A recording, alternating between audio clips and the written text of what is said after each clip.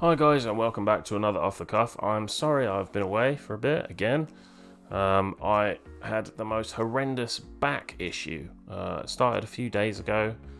A friend of mine who's a physio, Ian actually, who's in one of our episodes, said that he thinks that I had a muscle that went into spasm, but whatever the F it was agonizing, and I was basically lying on the floor for the last 5 days. Most painful. Anyway, so yeah, I saw this come up in the news the other day, and I think you'll find it interesting. Yeah, I'll just leave it at that. Let's have a read. Bust of King George III with 2 African men removed from museum as inappropriate. Leading historians have described the decision to remove the mahogany carving as an absolute absurdity and astonishing. And I would say that is very polite compared to what most people with half a brain or more would describe this act as. So there you can see it, this 200-year-old plus mahogany carving. Right, so the bust of King George III has been removed from the National Maritime Museum's permanent exhibition, the Telegraph has learned. The mahogany carving, which was the figurehead of the royal yacht Royal George in 1817, so this is like 19 years before Britain had become the first nation to fully legislate outlawing slavery, and has been on display at the museum for over a decade, has now been put into storage after it was deemed inappropriate. The figurehead depicts King George III as a Roman emperor wearing a laurel wreath, with 2 kneeling African men on either side of him with their hands clasped. Leading historians have described the decision to remove the bust as an absolute absurdity and astonishing. Sir John Hayes, chair of the Common Sense Group, I like the name of that, so basically be the Common Sense Caucus, of backbench Tory MPs, said he will write to the Culture Secretary Oliver Dowden to make a formal complaint about the museum's foolishness. The National Maritime Museum now has an explanatory, why can't I speak today, panel where the bust of King George III used to be, which says that when the figurehead was on display, it prompted frequent criticism. Did it though? I'd be very intrigued as to how many people actually complained about that, because I think most people probably wouldn't even know what it was. But there we go. For many visitors and staff, its imagery of a powerful white king, well, technically he's gold, with 2 subservient black men, technically they're gold, is a hurtful reinforcement of enduring racial stereotypes, the panel says.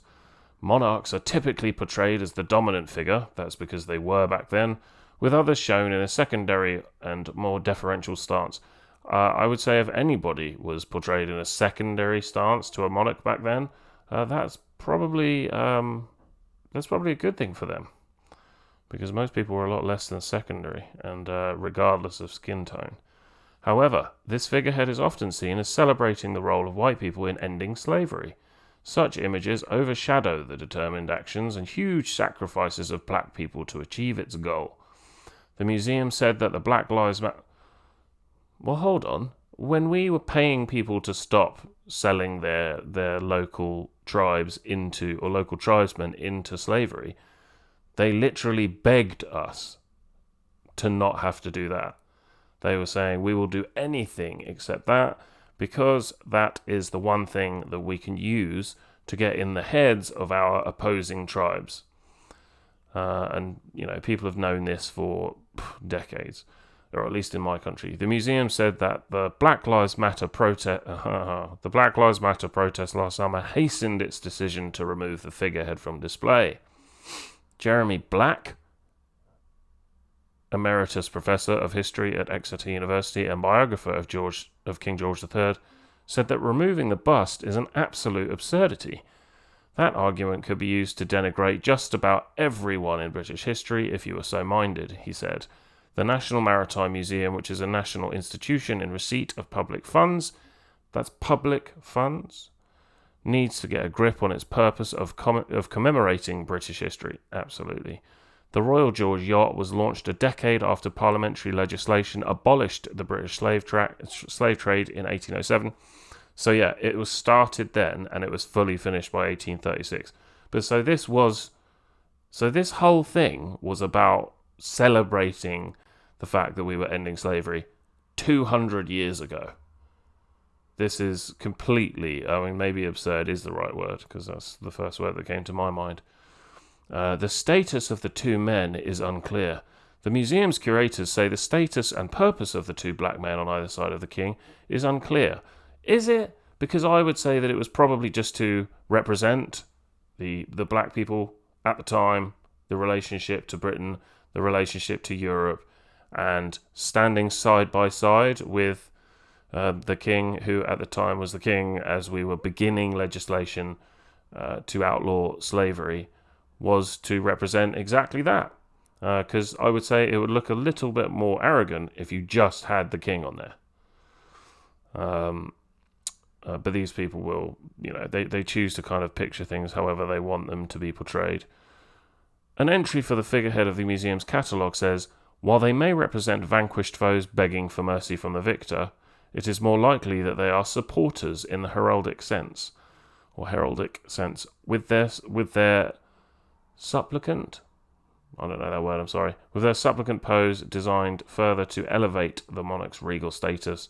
Just very common back then. I mean, this is history. Look at any history and people are always portrayed as, underneath the monarchs. Professor Robert Toombs, Emeritus Professor of History at Cambridge University, this is an extremely lefty university, said it is astonishing that the museum seems ashamed to have a bust of King George III on display, given that he was on the throne when the slave trade was abolished.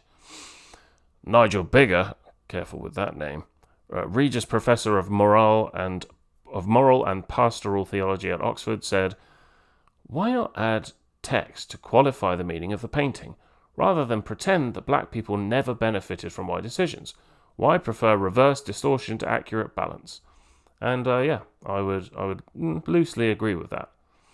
Research into the iconography of George III suggests more strongly and persuasively that it commemorates victory over Napoleon in 1815, rather than celebrating Britain's abolition of its slave trade in 1807, making the object inappropriate for the slavery and abolition section of the gallery, they said.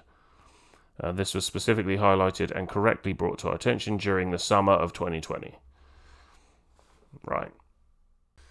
So, this just seems like another utterly ridiculous piece of sort of social engineering, if you like. I'm sure there is more than meets the eye, there normally is. But in this case, I think it's fairly obvious that, as we've seen in many other areas of the West, and particularly the UK, there are some sort of virtue signalling people that are going around sort of public institutions and trying to find anything that they can to signal their monumental virtues.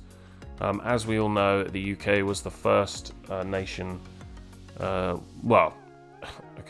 sure it's debated by some people, but as far as I am aware, the UK was the first country to officially, flatly outlaw slavery.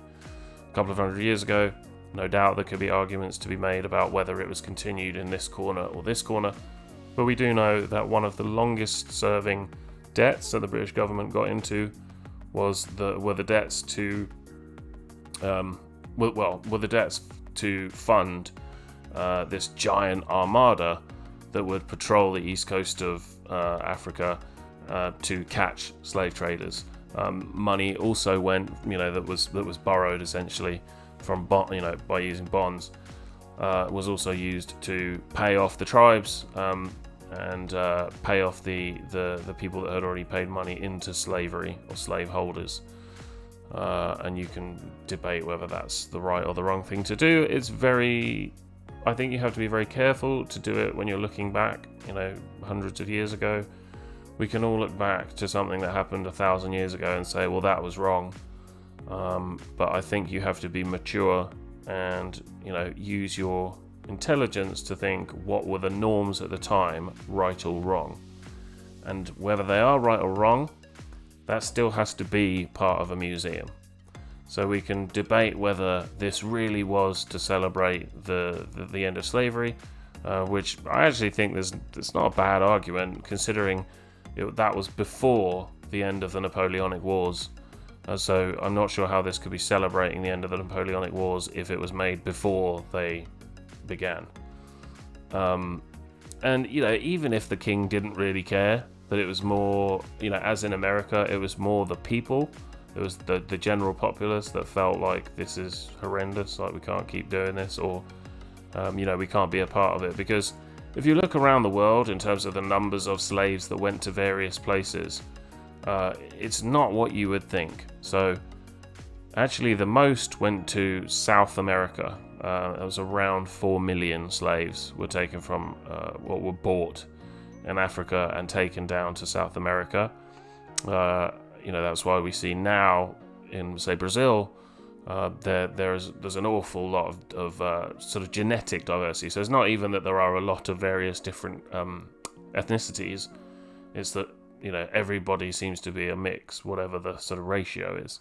In America, they had around 330,000 slaves. These are all over 300 years. They had around 300,000.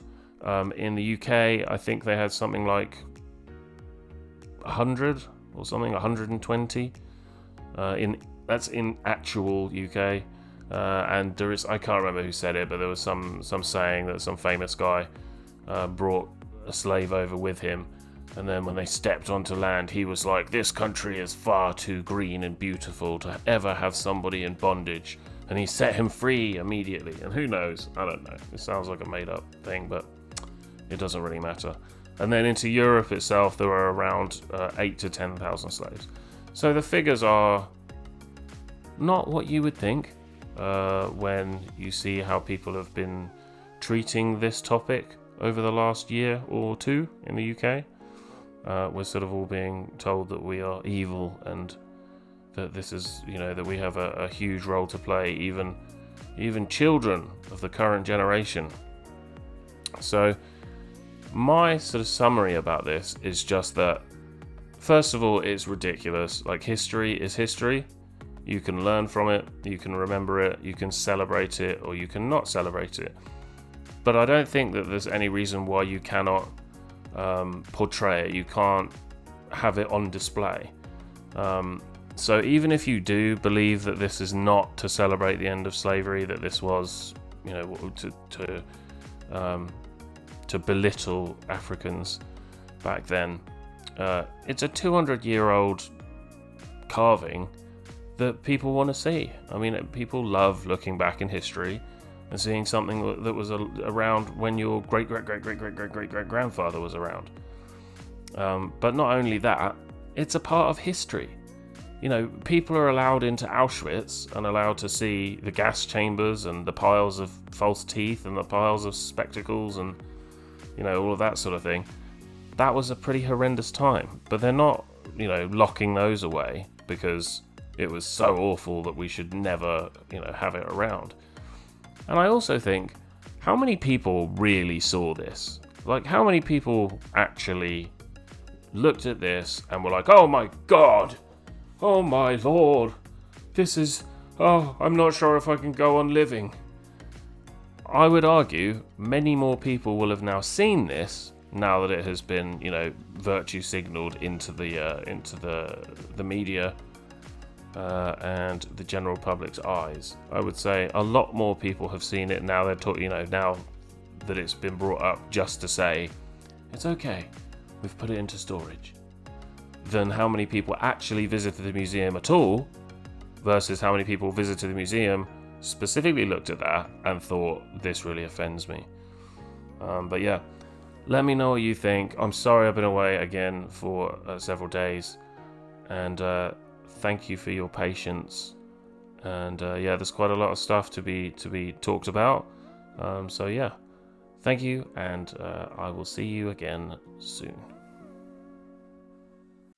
Winston stopped writing, partly because he was suffering from cramp. He did not know what had made him pour out this stream of rubbish